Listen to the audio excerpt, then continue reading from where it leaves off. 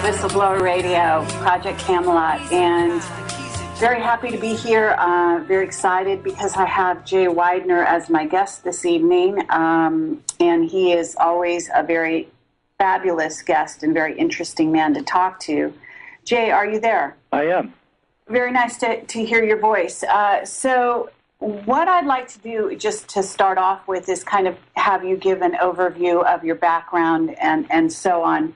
For those that don't know who you are, and I know that's hard to believe because because a lot of people really do know who you are and know of all your books and so on. But at this moment, you've got a book out called 2012, The Topology of Time, and I'd love to discuss that with you. Thank you for having me on your show, first off. Well, let's see. I started out as a more or less an atheist and a person who believed that science would unveil everything. I was a journalist, and I came upon a book called Mystery of the Cathedrals by a man named Fulcanelli, and I thought the book was going to be about architecture. I was always been an architecture fan, so I bought the book at a garage sale. I took it home, and I started reading it, and instead of it being a book about the architecture of Gothic cathedrals, this book was saying that the Gothic cathedrals, which were built in Europe, particularly in France, were actually built by a secret group of alchemists, and that the secrets of alchemy were inscribed on the walls of Gothic cathedrals. And this just struck me as completely ludicrous. And but what bothered me about the whole thing was the guy who was writing this, Fulcanelli, was a really smart guy, and there was no doubt that he was not a dummy, and there was no doubt this wasn't a hoax. And so that was incongruous to me at the time, 26 years ago. So I began to read the book and try to decipher everything that was in it and to actually debunk it. And as I got into the book, I realized that the whole book was a trick written by someone very smart to seduce you into an initiation into a different way of looking at the world.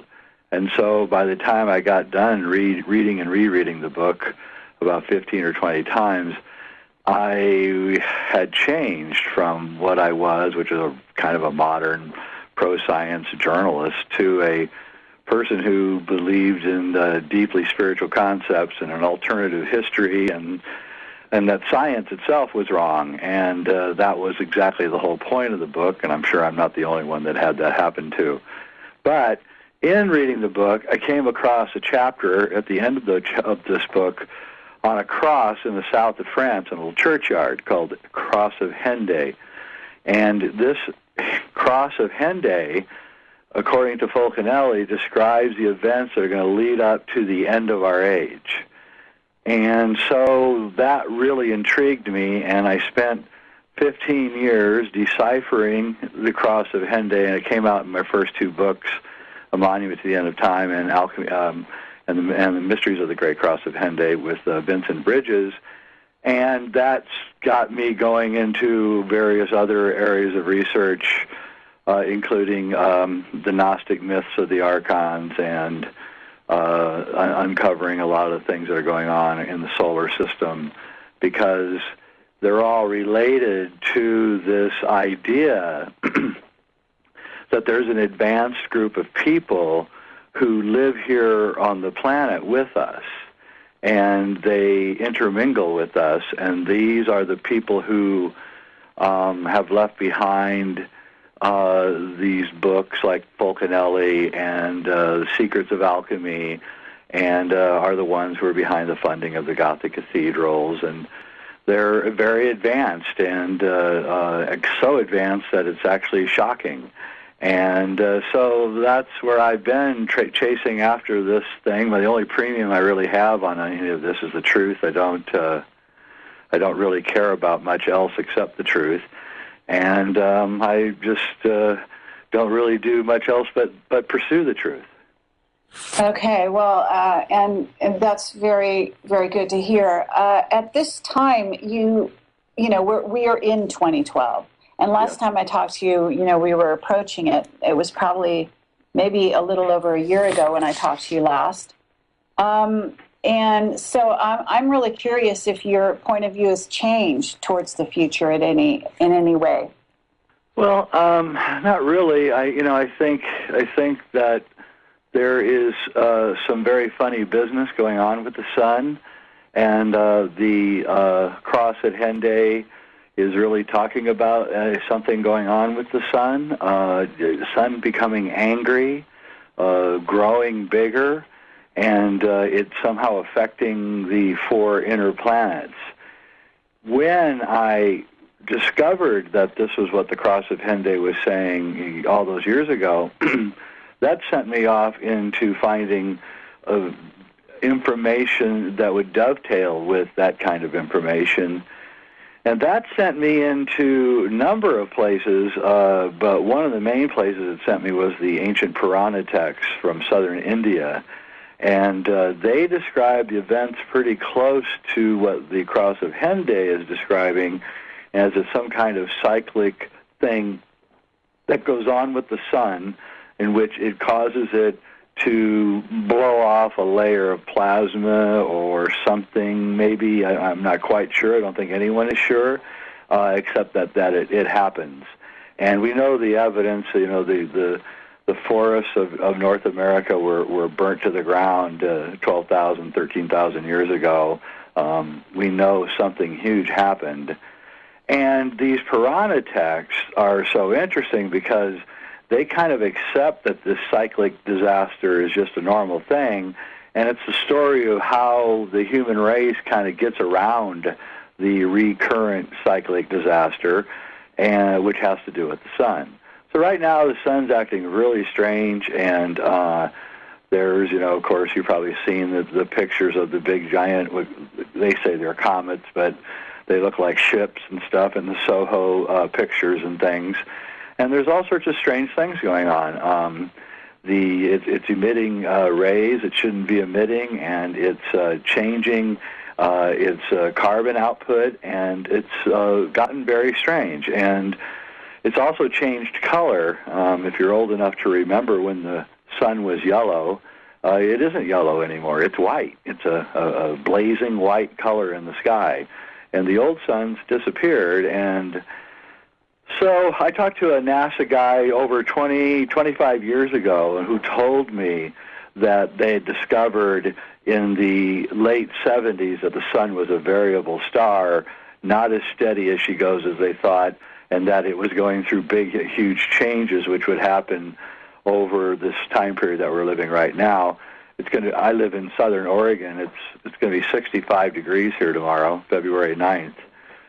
Which is pretty unheard of, and it was really nice today. So I don't know if the sun is getting warmer or if it's changing, but something is definitely going on, and I don't know if it's going to be a physical thing that happens this year or if it's going to be something else. But the odd thing about it is that there is this odd thing happening with the sun, but the entire world is falling apart at the same time.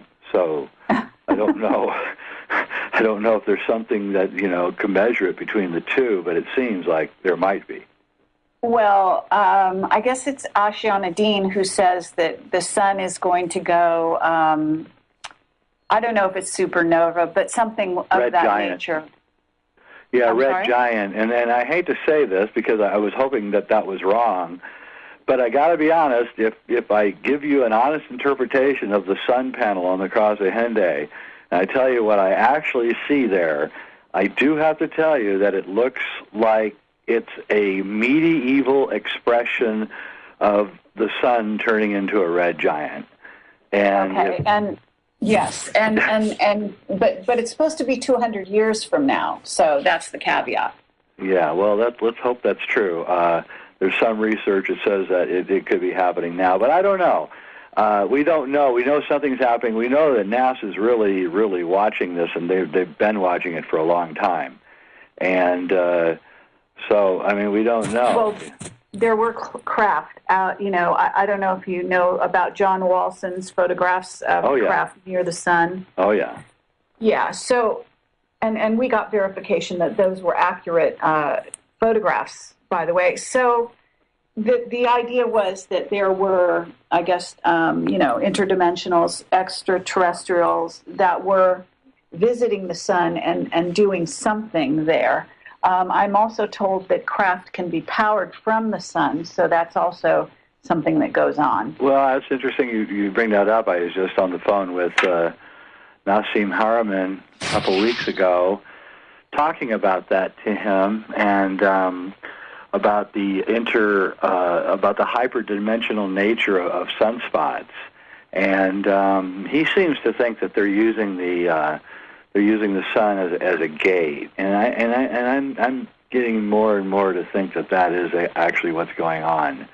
And interestingly enough, he pointed out to me that the sunspots on Earth would be volcanoes, and the implication that there's some kind of hyperdimensional gates connected to volcanoes is all very interesting, because the name Fulcanelli is a play on words, and it's something that I've been trying to figure out for a long time, exactly what he's trying to tell us with his name.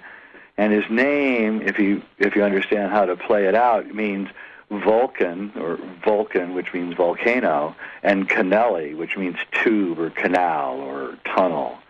And so I was struck by the fact that Nassim thought that volcanoes may be able, because of their nature, the highly crystallized surface of the molten surface of volcanic tubes, would cause a vorticular electromagnetic vortex to be created just by the circular nature of the tube itself. And so there is some reason to believe that this could be true.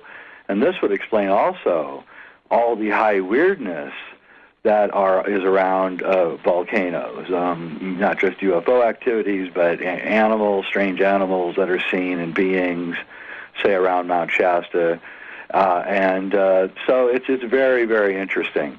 And I think that is very interesting. Well, in a sense, there's sort of a toroidal quality, mm-hmm. or to the shape of them, and then also the idea that they could be a portal into other worlds. That is a very interesting idea. It is, and the thing what's interesting about it is that if you go through books of high weirdness, and you Google, it's one of my favorite things to do on a nice sunny day, is lay in my hammock and just read books on high weirdness. And if you Google the places where these high weirdness things happen, and you just type in, say, the place, Hopkinsville, Kentucky, where the Hopkinsville ghouls attacked a family in the 50s. And then you just type in Hopkinsville, Kentucky, and then type in cavern or cave next to it. And then and Google it, and you'll find that almost every weird thing that happens near some kind of area that is known for its underground activity. And people say, oh, it's leading to the underground, the hollow earth, and all that, and I don't know about any of that, because I think Nassim's really onto it. I think it's actually more likely that these are hyperdimensional gateways, and things get caught and trapped and lost in them. But some groups know how to control them and know how to go in and out of them. And then that would explain a lot of the really strange weirdness of meeting strange people near Mount Shasta who claim to be from other dimensions and all that. It's not so crazy. There's something to it, and maybe also why they're quickly closing up all these openings, and it's getting more and more difficult to get into lava tubes everywhere across the world right now. But what are you saying? You're saying it's hard to get close to what? Well, I'm probably making it worse by talking about it openly, but if in the old days, as an old spelunker, I used to be able to just get into caves easily in the United States, for instance, but also in Peru and in Mexico, and it's getting harder and harder to do that. Okay, we'll be right back with Jay Weidner. Thanks, Jay.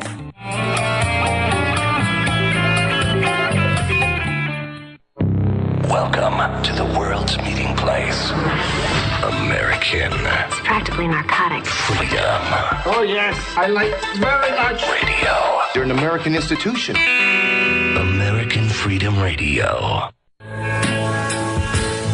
Okay, this is Kerry Cassidy, Project Camelot Whistleblower Radio, and we are talking to Jay Weidner. Just before the break, where were we? I know we were talking about volcanoes and the impact there. Right.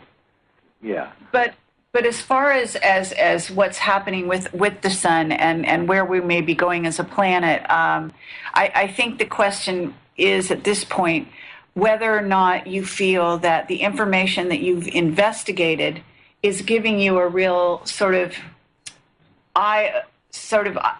special eye into what may go on the rest of this year and possibly 2013 and so on. Is that why you wrote the newest book that you've got on your site, or the article Topology of Time is really about how time works in a higher dimensional space, and it's trying to show the relationship between between time and space, and how as time is a torus, it's a hyperdimensional field, and right now the human race. The Earth is collectively, we're going down the very center of this torus in a spinning vortex, and each spin on the vortex towards the center of the torus is faster and tighter than the one before, but also a reflection of the spin pattern from before. So what we're getting is time is beginning to compress. We're losing our ability to react is shortening. Our reaction time is shortening every time. And so this is going to beget a lot of disasters because we aren't going to be able to react to all of the things that are going to be happening. Okay, well, at this moment, I wonder if you are aware of you're probably aware of it, but do you follow Terence McKenna's work at all? Oh, yeah, Terence is an old friend of mine. Definitely, he is a guy who influenced my thinking and actually taught me a lot about the hyperdimensional nature of time. And so we had a lot of long hours talking about time. We were both completely fascinated by the whole idea of like the texture of time and the quality of time and how time seems to have different feeling depending when. And so just like midnight feels different than noon, and so we're moving into a time of darkness in a way right now, and it's going to be rough until mid-2013 is the way I feel, and I mean really rough. And the war drums are being banged, and it looks like we're going in, and we're going to get in a big, huge war. And we don't have the resources. We're going completely broke. And it seems to me that we are on the edge of an absolute disaster. And it doesn't matter about the sun or anything because the politics itself are engendering a complete catastrophe. And no one seems to have any answers, outside of, going into a collective situation, a community situation where we can take care of each other. I really don't have any answers beyond that either, because at the rate of what's going on at the moment, I don't know where the economy is going to be in a year or so. Okay. I wonder if you have heard about the sort of new book of Nostradamus that was discovered, and if you know anything about that. I did the History Channel show on the lost book of Nostradamus, and we deciphered, and it was strikingly similar to the same things that are being said on the cross of Henday, which is disconcerting to say the least. But I've been reading that, and I'm just struck by how sort of it seems like it's another timeline. It doesn't. Maybe it's me, but I'm not seeing these events unfold. Maybe it's still coming up, but this is February of 2012, So I'm just wondering, do you see these things? I mean, there's a lot of talk in that book of the Antichrist, Right. for example. Yeah. Arising in the Middle East, but not before certain other things happen. Right. I mean, we are seeing certainly nuclear power plants start to degrade and be affected by what I would say is, in some cases, probably underground volcanism. In other cases, apparently, according to Dutch Census information, what he calls fracking, which is digging wells in the area. Yep. And disturbing the groundwater, whatever, and so on. I mean, I wonder. I don't know if you kind of keep a laundry list of things in your head about what the newest book of Nostradamus points to, but at least so far, it does not seem to be playing out. What's your thought on that? Well, I agree, although things, like I said, because time is compressing, things can happen really fast. And, what used to take 5 or 6 years to unfold can now unfold in a month. So True. I think things can go really fast and get really strange. But, at the same time, there's something to be said about people getting out in front of events and warning people about them, which we could never do before but can because of the internet now. And it may be that we are stopping events from happening, or at least slowing them down. In other words, if a lot of people hadn't gotten riled up after 9/11 and began putting out all the conspiracy theories, whether they were right or wrong or indifferent, doesn't really matter. They just sensed that there was something wrong, and so they began getting outraged and writing things. If that hadn't happened, we would probably be further into a kind of dictatorship now. But because there was this uprising, mostly via the internet, I think it made the people in charge kind of step back a little and wonder if they shouldn't, be careful with what they're doing, because the people shouldn't have figured it out as fast as they did. And I think that I know that they're really worried about the internet waking us up all too fast, and so that's one of the reasons why they have to do this Iran war thing. They have to do it now, because if they wait much longer, we're going to be so awake that the waking population is growing so fast that it could backfire. And I think they're getting more and more worried about this, and they don't know what really to do about it. And, so I think that's another thing that's going on, is that we're actually having some kind of effect on their plans.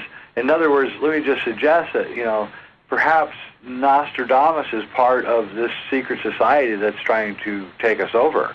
And they're using his things as a prescription, just like the book of Revelation, to make it easier for them to do things, because we've already been softened up mentally to believe that it's going to happen. Well, true, except that, like I said, at the moment, it's really interesting reading this, because it's almost like reading, like I said, a timeline from another world, maybe a parallel Earth or something. Well, that's exactly what I'm suggesting. I'm suggesting that maybe we have pushed the world. The world has, somehow we've willed the world into a place where their timelines aren't working. And and Terrence actually talked about this frequently and said that he thought that psychedelics, especially organic psychedelics like mushrooms and ayahuasca, change the literal mental landscape of the planet. And that was one of the reasons why he was proselytizing and spreading the word so fast, because he knew, and he thought anyway, at least he told me, that the more that he spread the word and the more that he altered each individual consciousness through these plants, the more it would throw a monkey wrench into the whole plans of these guys. And I think you're doing that in a way. I think I'm doing that in a way. I think kind of that's what we're doing. And Yes. I don't know what woke you up. I know what woke me up. And I can tell you that it's a feeling inside that is almost relentless. You do not want to stop until you've woken as many people up as possible. And if you have 100,000 people that are waking people up, then you start altering the timeline. And so, yeah, I think I get that same feeling from the Nostradamus. Like it's almost like we have culturally evolved beyond and spiritually evolved beyond the point where some of those things may not happen, and maybe even the Cross of Henday won't happen. Maybe none of it will. Maybe we got in front of it somehow. Yeah, it's very interesting. I have a recent whistleblower who's talking about timeline convergence, which is something that Dan Burish was talking about many years ago, and other people have talked about a convergence of the timelines happening in or around 2012, the end of 2012, depending on how you view it. What that means, it's one thing to talk about a convergence, it's another thing to see it play out around you. And that's where it becomes very interesting. There's also the thought that, because there could be multiple timelines, if they are converging and becoming one, then although we may see some of these events from long distance or see their potentiality, if they don't happen to us, maybe they don't happen, and in a sense, and then people are living, in their own sort of more of their own kind of worlds together in small groups that may experience specific, maybe even just a timeline for that group. I know it sounds wild. No, not at all, actually. It just is occurring to me that maybe in some ways there's also this idea there that perhaps our molecules are actually separating and there's more space between them. I don't know if you've heard this idea, but there's an Indian. He's not really a guru, but he is a quasi-guru. Actually, was thrown in jail, but he was talking about the space between the molecules. And that when you're meditating, you may get a sense that you're lighter, and that things aren't hanging together like they used to. In other words, you may make a plan. The plan doesn't really solidify unless you're completely behind it. Whereas before, in the past, potential things coming together would tend to kind of drag along in some kind of, half-built fashion, if you know what I mean. I do. And this time we have things like holding grudges. They go by the wayside much faster. I don't know if you've experienced any of this. And relationships. I mean, I know people have told me they'll be breaking a relationship up, and they'll say, it's completely different. 5 years ago this would have killed me, right? But now it's friendly and it's nice and it's not angry. Yeah. And I thought, I'm seeing that a lot, and that that's all about. I have an article up on my site called Childhood's End: The Agony of Our Collective Puberty. And my theory on that is that we are all waking up because of the internet, and we're going through a three-stage process. The first stage is the gathering of information. The second stage is taking the information and turning it into knowledge. And then the third stage is taking all of the various disparate knowledge that you've gained and then creating wisdom by interlinking all of the different knowledges that you have. And the internet is just information, and it's been out now for about 20 years. It's the 20th anniversary, really, of it going. And, at first the internet was just disparate information. Everything was crazy and weird, and no one knew what the truth was. But then people began sorting things out, and we're actually in the knowledge phase now, where we're actually beginning to get some knowledge out of this thing. But what's really going on is that wisdom is going to start happening on a collective level across the entire world all at once, which has never happened before. And what we're doing is we're slowly etching our way towards an understanding of this world. That's why shows like what you're doing, which are really pushing the edge of the perimeter out to the very, very furthest edges of the wilderness, that's just so very useful, because the further that we push that perimeter and keep pushing it, the more that we kind of are creating a new reality, which is overwhelming the old reality. And if we can overwhelm the old reality, then we can recreate the world in a completely new way, which has never been conceived before on a global level, which the internet allows. And so it's going to be really painful, because all these religions are going to go, and institutions are all going to go, and everything's going to go, and it's going to go soon. Go to commercial. We'll be right back.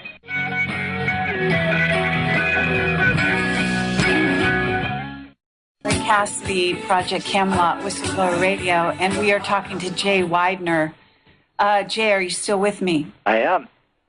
So in terms of what's going on in 2012 and some of the things that you've been doing, I noticed that you've got a movie that's coming out called Shasta. Do you want to talk about that at all? Yeah, actually I do. It's a feature film. It's starring Alexander Polinsky, who used to be in the show Charles in Charge on TV, Neil Donald Walsh, and it's a movie about the return of Kalki. I don't know if you know what Kalki is, but Kalki is a Vedic prophecy, says that at the end of this cycle, the male counterpart to Kali, who is called Kalki, is going to return, and he's going to destroy the purveyors of lies and bring the world back to enlightenment. And I've been waiting for about 30 years for Kalki to come, and he never came, so I decided I'd just make a movie and have him come through the movie. So it's a pretty good movie, and we've been showing it around, and it's going to be opening. We're doing special effects right now. It'll be done around late April, and we're going to open it up across the United States, and it's very entertaining. I think you'd probably really like it. Okay, well that sounds great. Where did you shoot it? I mean, is this obvious at Mount Shasta or no? Yeah, I shot it around Mount Shasta and in the area. Yeah, and in different places. I use a lot of the lore of Mount Shasta. I don't know if you're familiar with the lore of Mount Shasta. There's a lot of very strange stories, and I put a lot of that in, and it's really a message about. Kind of taking the source field things from David Wilcox is working on, and some of Nassim's stuff, and imagining that maybe Kalki would come to try to tell us about our light body and our higher dimensional self, and maybe that's the best way to fight the powers that be, instead of going on head to head, which is where we can never win. So it's sort of like a passive resistance, maybe a martial arts approach to how you would take on someone who's stronger than you, and it's something that I'm very interested in, because everything that I'm fighting is so much stronger than I am that I have to rely on kind of a martial arts techniques to survive. Somebody was asking where you were in relationship to the Philosopher's Stone. Well, I'm making it. That's a very good question. There's a lot of movement on that. A lot of people who are making the stone right now, and there's people with resources that are interested in this, that are interested in the whole thing, and that is probably one of the most interesting things going on right now. Because of the internet, all these people who are making the elixir of life in their houses are able to connect with each other, and we're learning how to do it fast and properly.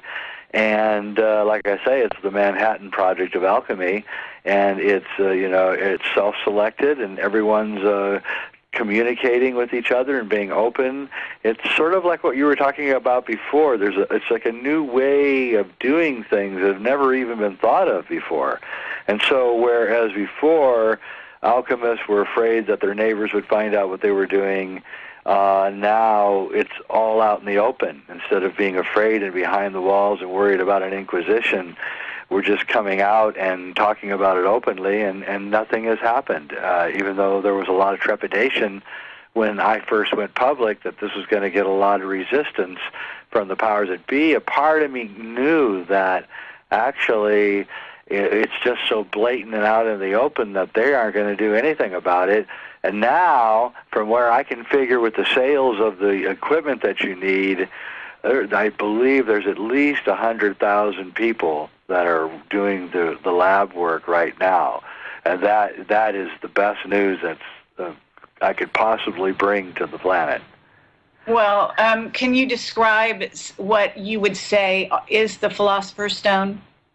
Yeah, Philosopher's Stone is ask yourself. The philosopher asks, the alchemist asks himself the question: how can I concentrate chi or life energy and then ingest it?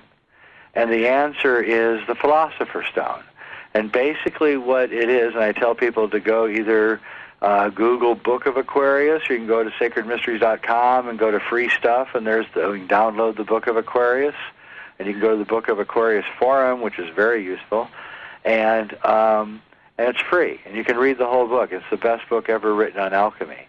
And basically it answers that question: how do you take chi or life energy in a good karma way and concentrate it and then take it? And it's very, very, very possible. And what happens, according to the alchemist, is you reverse the aging process. And that's really all it is. It's nothing like, radically spiritual or anything. It's pretty much just a simple thing of nature and science. And how do you concentrate chi and take it? And this book tells you exactly how to do it. And as far as I can tell, and I have read almost every alchemy book ever written, and I have them in my library, this book is absolutely 100% straight up right. And I wish I had written it. Sorry? And I wish that I had written it. Oh, I see. I say that because I get about 5 emails a day from people who think that I wrote it. I see. And I didn't. Okay. I wish I had, but I didn't. Well, I wonder if you're aware of the breatharians that are kind of doing a lot of videos right now on the internet, and so this kind of seems to be catching on. Well, that's back to your separating of the molecules. You see, that is exactly right.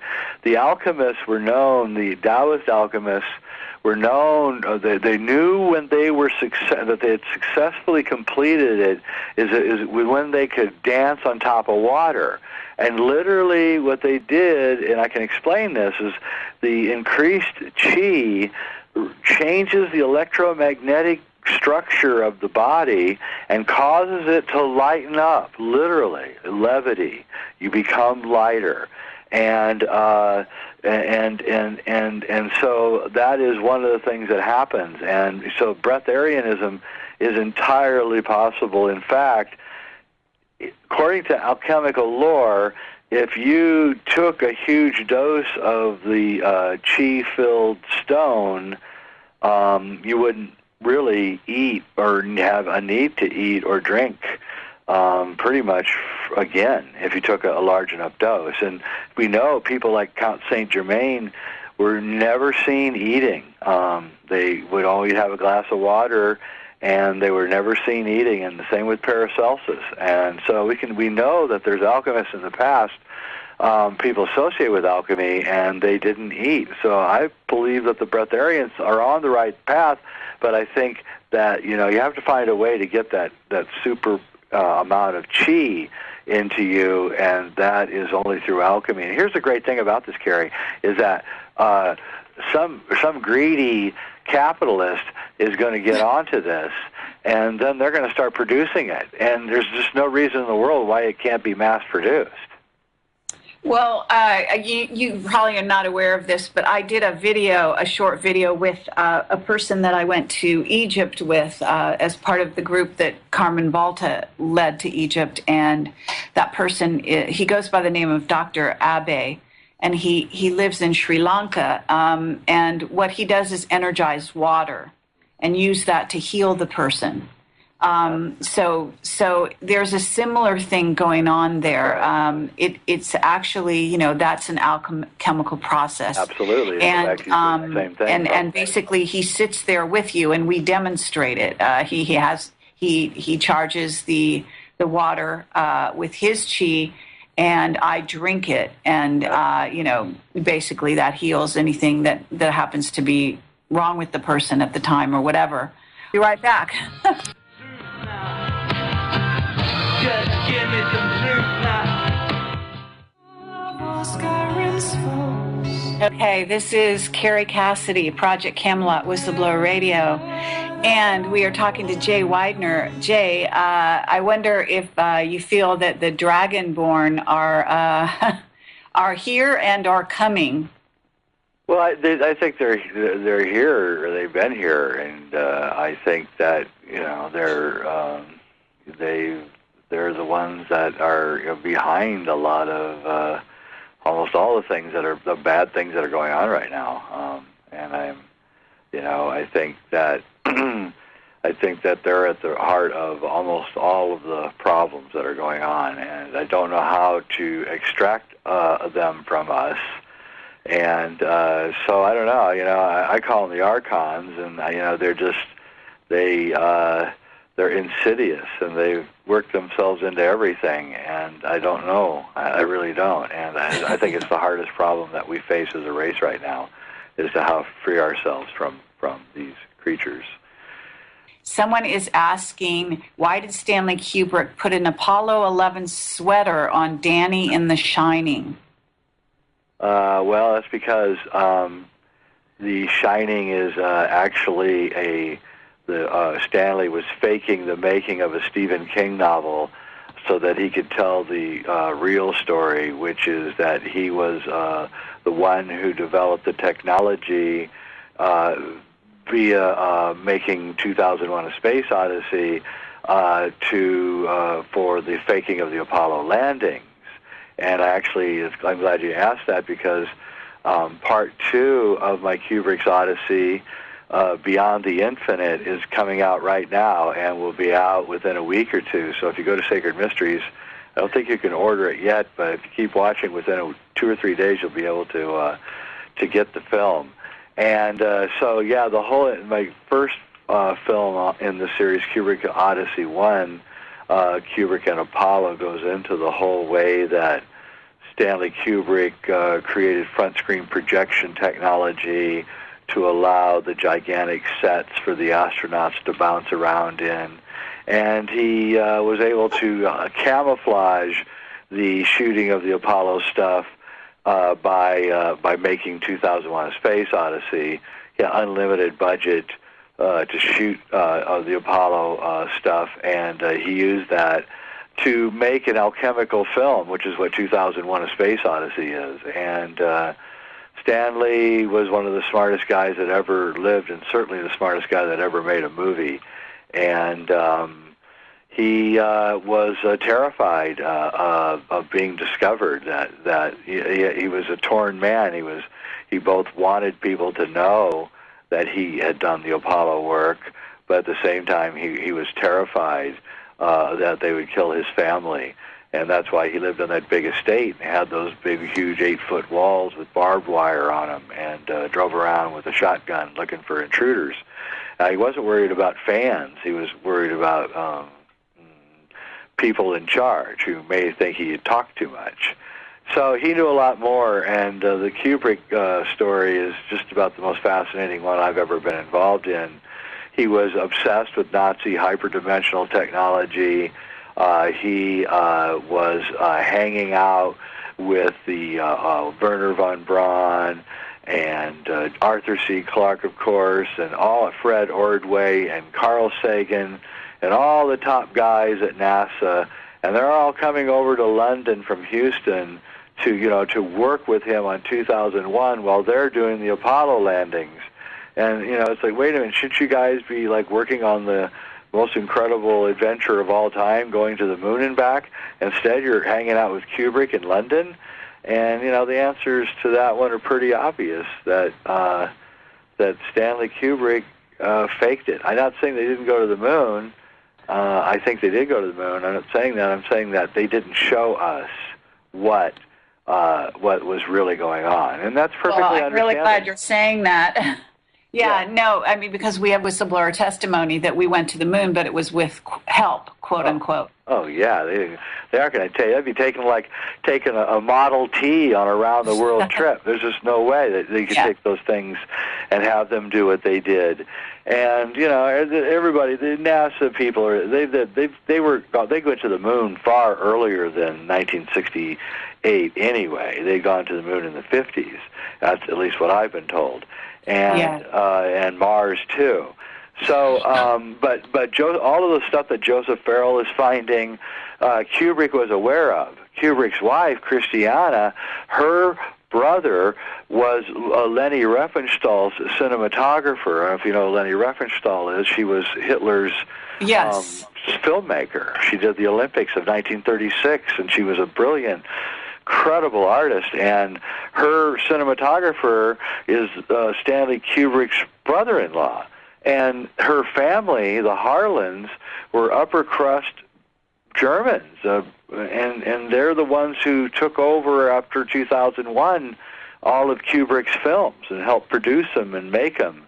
And so Kubrick got involved with a high-level group of elites, and he may have even got in over his head and wished he hadn't done it. That's the general feeling that I've got from his films, is that he kind of thinks that he was never really part of the elites like he thought he would have been, but he was really just a worker, a person who did things for the elite. And I think that's really what it's all about, whether it's Jack Nicholson in The Shining being the servant, or Tom Cruise in Eyes Wide Shut just being the house doctor. I think we can see that there's, you can be on the outside, but you can never be on the inside, and that seems to be the recurrent theme in all of Stanley Kubrick's work. Well, is his wife still alive? It's quite tragic. She is. Vivian, their daughter, joined Scientology in 1995, and she didn't come home when their sister died, and I don't think she came home when Stanley died either. And so Christiana's all alone. She's in her 80s, and she's living in the big estate outside of London. And I've heard that she's a fan of mine, so I would really like to talk to her, but I just don't know how to get in to talk to her. Oh, you don't? Well, if you ever do and you need a filmmaker, well, I guess you've got your own filmmakers, though. I'll take you along. But nonetheless, I think she must know a great deal. If her mind is still intact, she would be someone worth speaking to, because we wanted to interview Arthur C. Clarke, and he passed on right when we were going to interview him, right before that. Bad. So that was a missed opportunity there. Arthur knows a lot, yeah. Well, Christiana does know a lot. In fact, there's a fascinating, you may have seen it, documentary, which is actually a mockumentary. It's on YouTube. It's called The Dark Side of the Moon, and I think it's a CIA-created film. And in this film, a French crew actually interviewed Christiana, and it's the only interesting thing in the movie, because the rest of the movie is just all bunk and CIA crap. But this interview, I think what happened is this film crew actually got a legitimate interview with Christiana, and she said things she shouldn't have said, and the CIA got a hold of this film and realized that things could get out of whack real fast, so they created the rest of the film around that footage to make it look silly and stupid. But if you just get rid of all the footage that's there and just look at Christiana Kubrick's interview, it's a mind-blower. I mean, she says, blatantly that NASA gave Stanley 2 $1 million lenses each so he could do Barry Lyndon. And that Stanley had a top-secret file where he kept all the things he didn't want anybody to know. And it gets deeper and deeper. Yes, I think that I have seen that, and I think I remember her very well. this is so fascinating. I just want to take this caller's question, and then maybe we can circle back depending on what they're asking, if you don't mind, because they've been waiting a while. No problem. Okay. Hello, caller, area code 503. You're on the air with Jay Weidner and Kerry Cassidy. Hi, Kerry. Hi, Jay. My name's Julie. Hi, Julie. And this is a phone call, Jay. I'm calling. I'm up in Portland, and I know you would like to appreciate. I have an urban farm here. It's been 5 years now, and I know you talk about urban farms a lot. So, but I wanted to tell you and give gratitude towards you. A couple years ago, I was up one evening, and all of a sudden I had a message inside of me, and it came out of nowhere, and I didn't know how to download the message. And then 2 months later, I listened to your interview, and it was the first interview you said they're evacuating. Yep. And I will tell you, one night I was up at midnight, and I'm on the computer, and I was obsessed with the truth. What is going on in this planet? And I never paid any attention to the 2012 whatnot or anything like that. And a booming message came in my body, and it said they're evacuating. And I had no context to download it. I felt like I was crazy. I shared it with my husband, but then I let it go. And then I listened to your interview with on Fireside Chat. And I just want to say thank you, Jay, because I felt like I was losing my mind. And I've been listening to every interview you have since then, and you helped a girl in Portland that thought she was losing her mind, and you brought some clarity to it. So I just wanted to express my gratitude. Oh, well, thank you very much. And they are evacuating, and they're leaving, and they're worried, and there's no doubt about it. And that's interesting. I just got some information in that regard today. I've heard that before, but and we've had bits and pieces. I just got another verification of that. Interesting. Thank you very much, caller, for calling in. Well, that would be interesting to hear what you have, because there's a lot going on, and a lot of strange things going on. I have my night vision goggles, and things up in the skies have been picking up in the last 4 or 5 months, a lot more activity than there used to be, and there used to be a lot of activity, so I'm telling you, there's a lot going on up there. And, well, there seems to be one of the things, there's a couple things. One thing which I have mentioned on occasion, which is we got word that the contractors in Boston area are exchanging among themselves the fact that houses are starting to be empty, and that the what are in essence banking families are just disappearing. They are altogether. They're abandoning their houses. And that was one piece of intel. And then another, more recently, actually I'm going to have him on my show, this guy named John Kettler, who is getting his own contacts and so on. He just started creating a blog and has created quite a furor in the agencies and stuff. He seems to be getting some direct hits in terms of what information he's getting from both intelligence sources here on Earth and then off-world information. He's sort of a natural intuitive. Anyway, he's hearing that the bankers are going off-world, some of them, some of the highest level ones. In particular, he also wrote something about the Warburgs and how they had hung themselves. That hasn't hit the news, apparently, but there is a lot of things going on that we're not being privy to. But on the other hand, I think the energetics are something that you can't avoid feeling if you're sort of halfway awake and aware at this time. Well, I still have this weird feeling that there's a certain percentage of people that when they become awake, all the plans of mice and men, and it's just going to vanish. And I really think that that's the game right now. Terrence, going back to Terrence McKenna, I don't know why, but his words get more strong each year. He said that, once we get awake enough, we're just going to laugh at the people in charge. And I think that's where we're getting to now. And if they weren't causing such toxic problems, you know, it would be okay. But unfortunately, extracting these guys and getting them out of power is the thing that we have to do in order for us to really truly reach enlightenment. And so that is the game that we have to play right now. The game is exposing these guys, exposing everything they're doing, and then creating a system that uses new technologies to get around them. In other words, if you're fighting someone who's stronger than you, the worst thing you can do is go up against them, because they're going to pulverize you. So what we have to do is we have to be fast and nimble, and we have to dodge around them. That's the only way we're going to win. And creating an urban garden, all these kinds of guerrilla activities, that's the kinds of things that we have to do. We have to create a world that basically says, you know, we really don't need you, and we don't want you.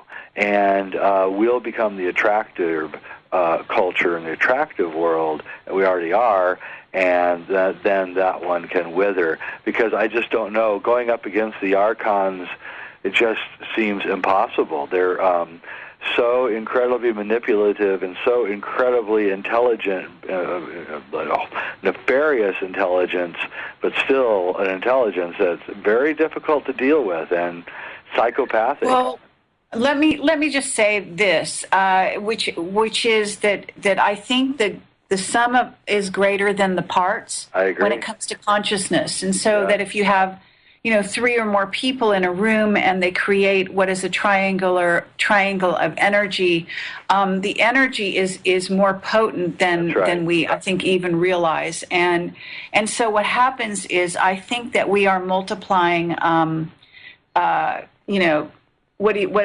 cumulatively. And so I really believe that at this point there is beginning to be sort of a tilt in what's going on. And I think that's why things aren't sticking quite as well as they used to. I'm with you completely. And again, I say that's why they have to do that Iran war now, because it's just not going to make it a year from now. Right. And they know it. Yeah. And, you know, there's Brzezinski, he's a big new Brzezinski's on YouTube somewhere. Somebody accidentally caught him complaining at a meeting about how we're waking up.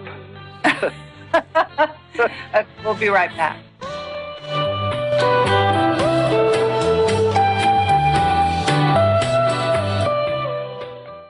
You are not me. This is Kerry Cassidy, Project Camelot Whistleblower Radio, and we are talking to Jay Weidner, covering all sorts of bases here. Very interesting information across the board coming in from all directions, and we do have a caller here that's been holding, so I will go to that caller. One moment, please. So it's a caller from area code 856. Thank you for waiting. Hey, Kerry. Hey, Jay. This is Jared. Jay, I've heard you before in that book you were talking about. I got it, and I was reading it, and I kind of, to me, it seems like you make a hermetic, small, micro Earth or something, and make cycles and speed up what nature would do naturally. Is that kind of the idea? Or Yeah, it's basically nature makes chi. That it makes it in food. That's why you eat food, and in water and drinks and things, and you need chi to live. So then the question becomes, okay, well then how can I, say get 40,000 the chi that's in 40,000 apples, let's say, or something, and that would of course take a long time. So you have to find ways to speed up natural processes, and the key is, it's just like with raw food. You don't want to heat your food above about 165 degrees because you'll kill all the chi in the food. And so the same thing is true with the alchemy. You don't want to heat your liquids more than about 160, 165 degrees, so you can keep the chi, and it's a slow evaporation. And so that's how that works, and it's really very, very interesting. I was wondering, too, about the Anunnaki. If they came to Earth for gold, if that is all true, then why wouldn't... Well, if that was true, and the Philosopher's Stone could make gold, why wouldn't they? I would think with their high technology, they would have That's seen a that. great known question. that. I really like that question. Well, I'm not, Zachariah Sitchin is dead, and I don't want to besmirch his good name, but he's just flat out wrong in the interpretation of those tablets. They didn't come here to mine gold because they need it for their atmosphere and all that. They came here because you realize that once you have gold and you have the Philosopher's Stone, you can propagate gold. So if you have an ounce of gold, you can propagate it and make 10 ounces. And so, but you still need gold, right? You understand that. You still need gold to make it work. So that's what they were mining the gold for, was to make their high alchemy. And they were using it not for their atmosphere. They're doing it for what Kerry was saying earlier. It's really the separation of the molecules. It creates a space in the molecules. It literally makes you lighter. It literally makes your step lighter. And that, of course, increases your ability to live longer because you're putting less stress on the system. That makes sense. What Jesus said, it was recorded that he wasn't eating, and they said, why don't you eat? And he said, I have food that you know not of. And walking on water. That's exactly right. And the whole thing is actually the story of alchemy. You have to look at it in the right way. Mary is the word for water. That's his mom, right? And Mary has a virgin birth, and she gives birth to crystals, which is Christ, right? And that's exactly the alchemical story. You have to cook the water. It's a virgin water, and then it gives birth to a crystal. And the crystal gives you the ability to resurrect or to get past mortal death, at least for a while, which is exactly what he does. And yeah, he walks on water and all the other things, and you start realizing that a lot of the myths and stories that are the basis of our religions, including Moses and including the Taoist religion, is really stories of alchemy and personifications of the alchemical experiment. Thank you very much, caller, for your questions. I appreciate that. And Jay, I would just want to say that you're absolutely right in terms of what the Anunnaki were after. I firmly believe that they were all about getting, gold for their chi and to live longer. That I believe is also documented in places. It is, and other people who can read the Sumerian tablets that they're not Americans or they don't speak English, they speak German and French, and I'm in contact with them, and I have to be honest with you, they scratch their heads and wonder a lot of what Zechariah is talking about. They say, well, this is crazy because that's not what I'm reading. And so, I think you have to take what he says with a little tiny bit of salt. That's all I'm saying. Still right. a good researcher. I think he's a very good investigator, but I think that there may be some twists. And it also may be that, there is said that he could have been hiding some things for one thing, to stay alive, as these people have to do. Well, that's exactly right. Let's not forget the very first thing that was plundered when we invaded Iraq was the museum with all the tablets. So, there's things in there that do not. Well, my understanding, of course, is that there was a very distinct Stargate there in Iraq, and it's part of the reason we invaded to begin with, which is an Anunnaki Stargate, apparently. And by the way, there's one in Afghanistan, too. And there's one in Iran. Makes sense. Also, the idea being that there is, according to our whistleblower testimony now, gold being taken off the planet constantly by the Anunnaki at this time. So they continue to plunder the earth. We have, there is more gold having been discovered. Recently, we had someone on one of my shows talking about it's not quite this plentiful, but there's as much gold on Earth or in the earth as grains of sand. It is much more plentiful than people realize. That's right. And this is a real key, the whole nature of gold and what it's all about, and how it leads to a higher consciousness, etc. That's So right. all And of that that's is why I really was so excited about the Book of Aquarius, because it tells us exactly how that happens. And again, this actually goes back to how this all started with the volcanoes, because it's the crystalline surface that causes the hyperdimensional reactions. And this is very similar to how gold works, and especially gold in water, which is really the key. And it's about coherence, electromagnetic coherence. When your light body or when your electromagnetic field is in coherence, that's when you're in health. That's when you do not age. That's when you reverse the aging process. I actually have a film coming out called The Alchemy Code about this. And that's what the revolution, that the spiritual revolution is going on right now is about. It's about this. It's about alchemy. It's about the emergence of the light body. It's about understanding the light body and how to achieve coherence. And with that, we will then bypass the healthcare system, the legal system, the food, the poisonous food, and it's really a transcendent way out of our problem. In other words, I think that's a great way to put it. I think it's a great way to think about it. Go right ahead. Well, it's like boiling water. You're in water, a pan of boiling water, and the water is boiling furiously, and there's nothing but chaos and hell. And then the water evaporates, and it escapes its situation by changing and transcending the situation. In other words, it can't solve the situation while it's caught in the torrent of the boiling water, but using the boiling water, it transcends itself out of the situation. And we're in the boiling water right now, and we're beginning to realize how we can transcend our way out of here.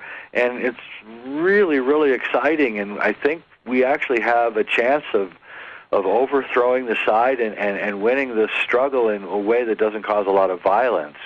And that's really kind of what I'm after, is trying to cause this change to happen in a peaceful way, and to let the people know that have been screwing us that, if they go peacefully, we may be nice to them even. And but if they continue to resist the change that's happening, it's not going to be nice. And I just think they should know that. And I want it to be nice. I want them to go peacefully, like at the end of Avatar. Just leave. Exactly. Yeah, that was beautiful. Well, I have to say that also a couple of our witnesses talk about how crystals contain life. They do. I believe you can. They've done some experiments where you just take a crystal and put it in water and shine a light on it, and ultimately life is created. It's in other words, life comes from crystals. It's really amazing. It's the coherent electromagnetic vortex that surrounds the crystal. This is what gives life. It's the electrical universe. When you couple that with water, which has all of the necessary ingredients for the life to begin. Once you add that and into the electromagnetics, which of course is absorbed into the water, that's what life is. Life is spin, and when the spin stops, that's when death comes. And so everything is in spin. When you pick an apple off a tree, you can see the spin on the outside of the apple. If you look closely, you can see the spin lines, the torus lines. You can see them in an onion. Yes. You can see them in a watermelon. And when you pick it, you stop the coherence, and that causes that plant to now begin to go incoherent, and it rots and it dies. And so death is really, it's a necessary thing, but to die after 70 years is really unnecessary and tragic. And if we could live to be, as the ancients did, and as the alchemists promise, to be 400 or 500 years old, and you don't get out of college till you're 100, and you don't start having kids until you're 200, and you retire at 400, your life will be a lot different. And you're not going to be real interested in wars, and you're not going to be real interested in polluting your environment because you're going to be here for a long time. Right. And Absolutely. there'll be a change of consciousness, which will happen. And that's why I say that the rediscovery of alchemy is the return of the golden age. No, it hasn't occurred yet, but the road has been turned towards it.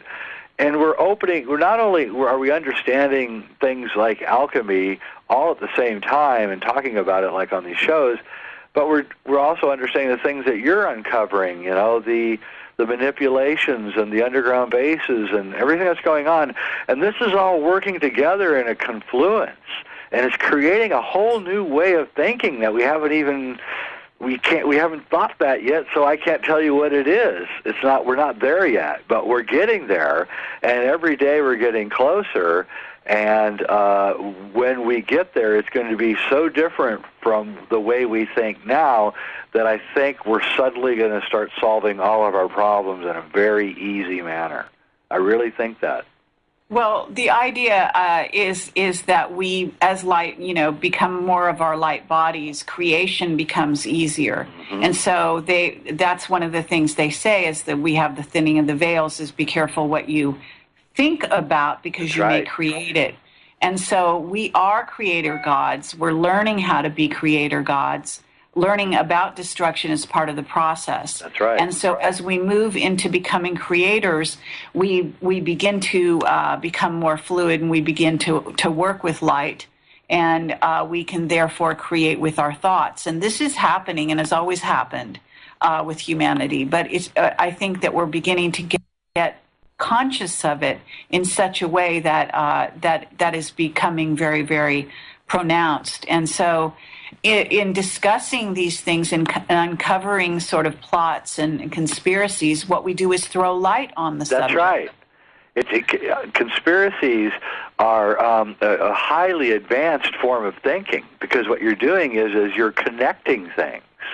And so conspiracy theorists might be wacky in some cases, but in most cases, they're people who have looked deeply into things and see disconcerting connections. And that is the first step towards enlightenment. That's not the first step towards endarkenment. And I think every enlightened being goes through a period where they are scared to death of the conspiracies that they start seeing. And I know I did. And but after a while, I'm fully cognizant of the conspiracy, and I truly believe it more now than I ever have that it exists. But I'm less and less afraid of it every day, and I don't even know if I have fear of it anymore, except that I may not have enough days left in my life to expose it thoroughly, which I really want to do. So. Yeah, and I don't think that they're going to stop us, Kerry. I really don't. I think that they try, but I don't think they can. I think there's too many of us now. Well, yes, and again, it's also the light will eventually win out, regardless of how this sort of theater or game that we're playing plays out at this time. I do think that you attract to you the kind of experience you want to have, having come to the earth for just that reason. And in so doing that we are sharing this experience and sharing it in the ways that we want to share it. We're going to a break here. We'll be right back with Jay Weidner. Smiling lately, dreaming about the world as one. This is Kerry Cassidy, Project Camelot, Whistleblower Radio, and we're talking to Jay Weidner. And we are coming to the end of the show, about 10 more minutes to go, Jay. I do have one question for you here, which has to do with the monolith in Kubrick's 2001. Someone here says that you have called it the Philosopher's Stone, the monolith itself. Is that true, or is that... That's right. The 2001: A Space Odyssey, and this is a large part of my next film, Beyond the Infinite, which is coming out next week. Basically, when he did the moon landings, he was given carte blanche to make any movie he wanted, And what he did was he made a movie essentially that evoked the great work of alchemy.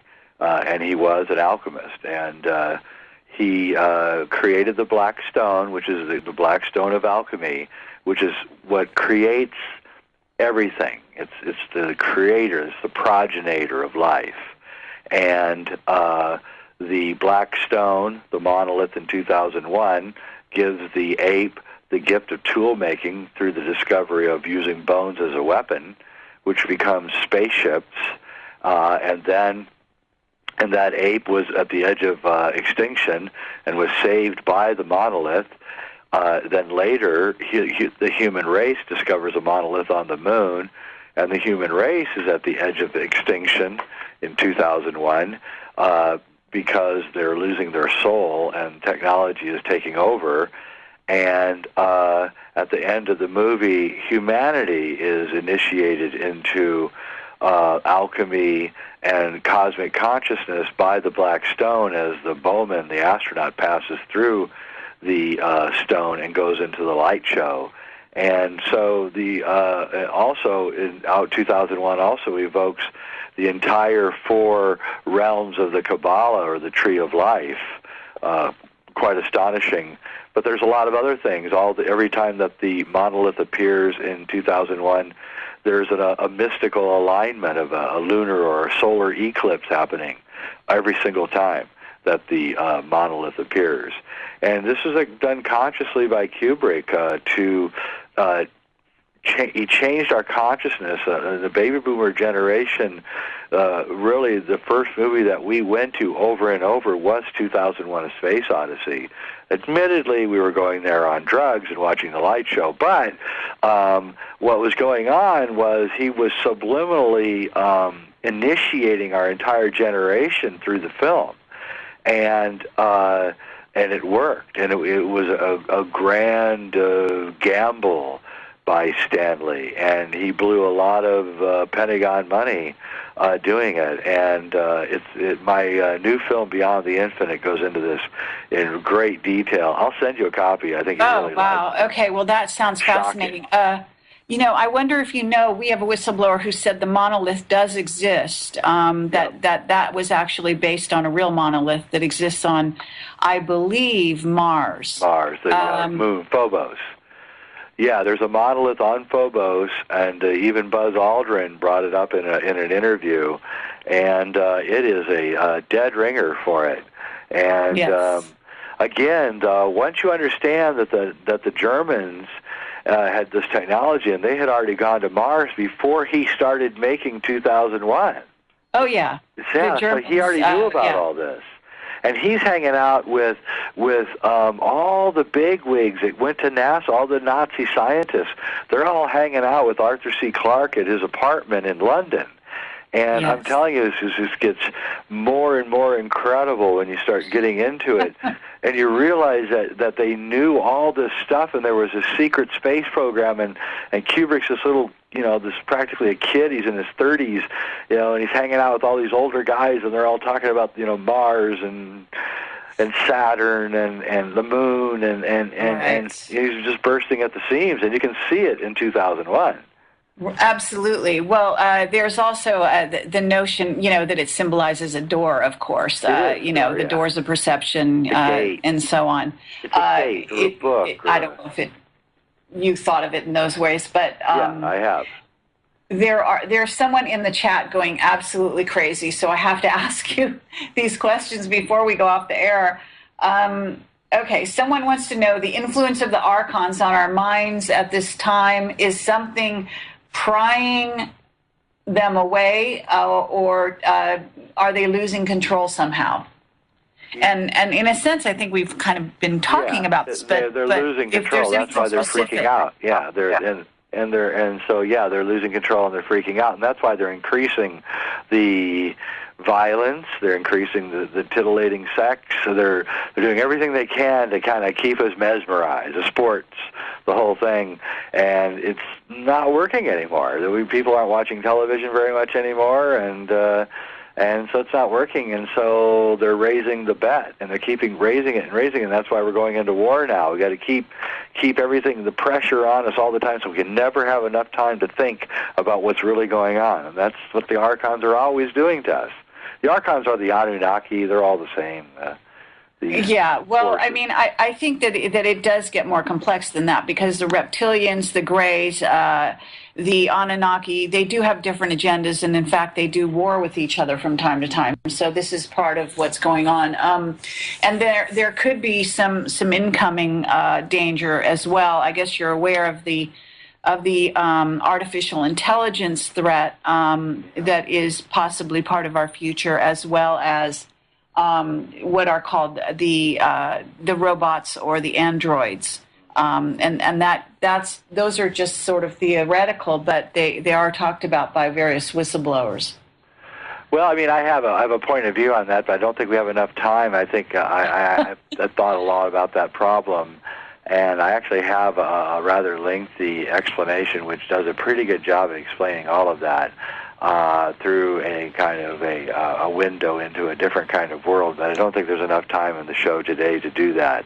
But maybe at some point in the future we can have another show and I can talk to you about what I call the crypto-terrestrials, which is a word that I've come up with to describe this a group that is that you're really talking about. And so, but they're more advanced in the arts of trickery than we realize.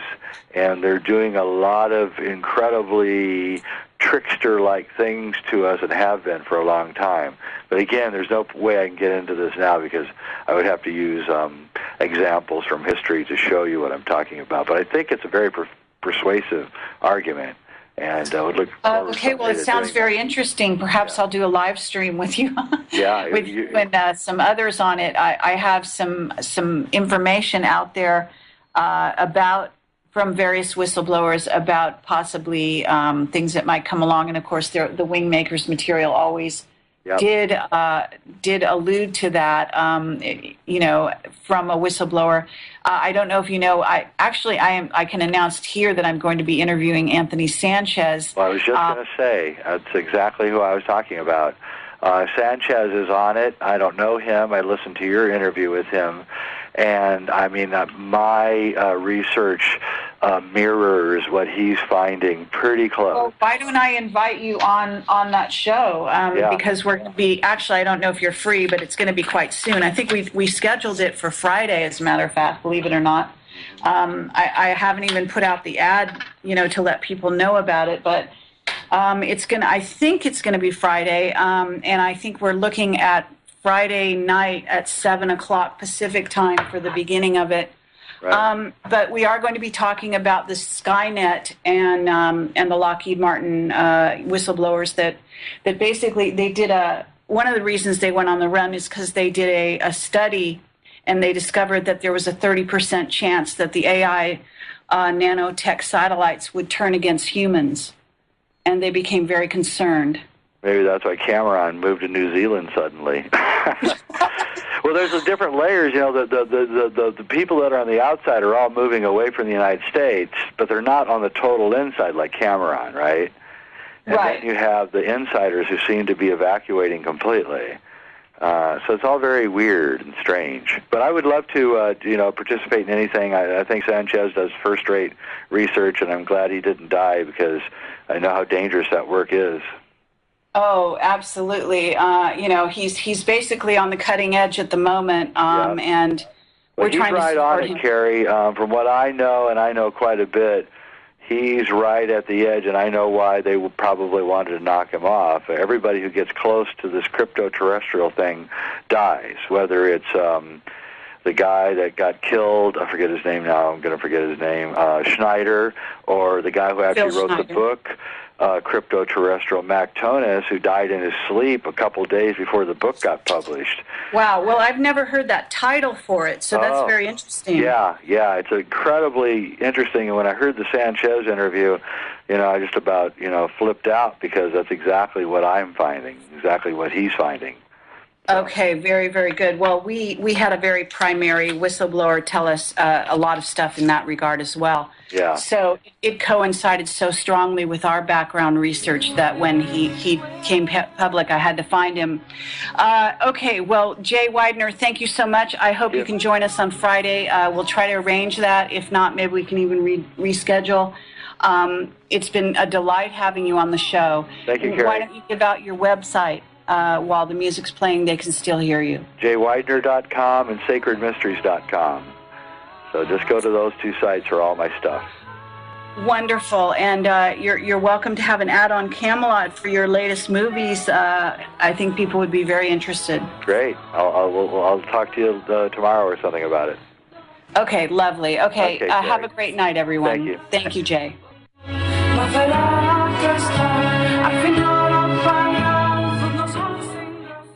No rules, no rules, no taboo topics, no taboo topics, no fear of doom, no fear of doom. We are American Freedom Radio, American Freedom Radio.